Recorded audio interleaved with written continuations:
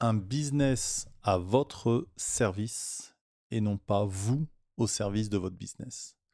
Ça, c'est quelque chose que je vois très souvent avec les chefs d'entreprise que j'accompagne.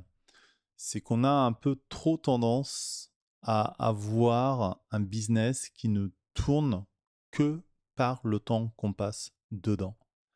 Et souvent, l'argent que génère ce business, au final, on n'en profite pas.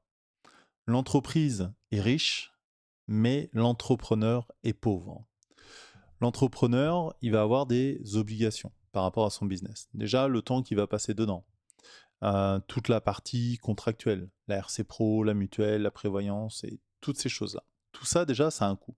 Si c'est pas bien optimisé, ça va rogner les gains de votre société.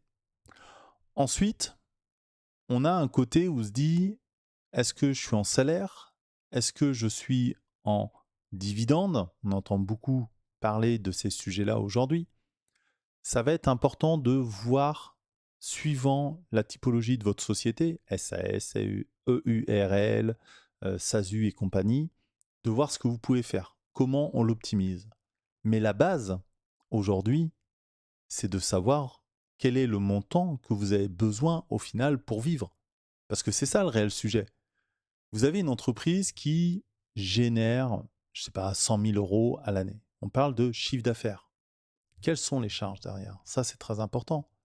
Mais si vous avez besoin seulement de 2 000 euros pour vivre tous les mois, en fait, on va prendre ce montant-là.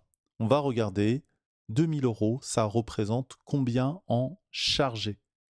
C'est-à-dire avec les cotisations URSSAF pour un auto-entrepreneur, par exemple, les cotisations sociales, les cotisations patronales quand on parle de salaire, ou la partie dividende, si on parle de dividende.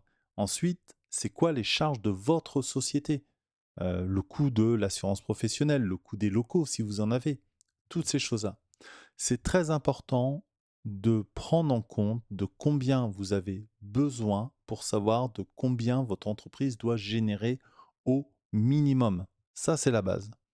Une fois que vous avez atteint les montants nécessaires pour vivre, et c'est très très bien, tout le reste, c'est du plus pour vous.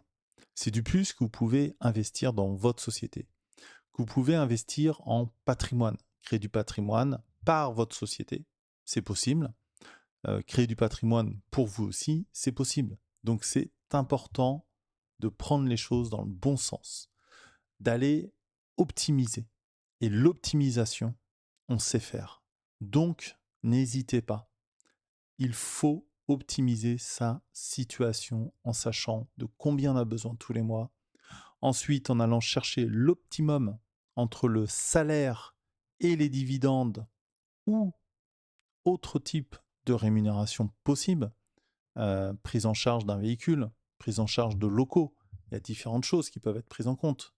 Mais sachez-le, si vous voulez que votre entreprise travaille pour vous, c'est important de le faire maintenant.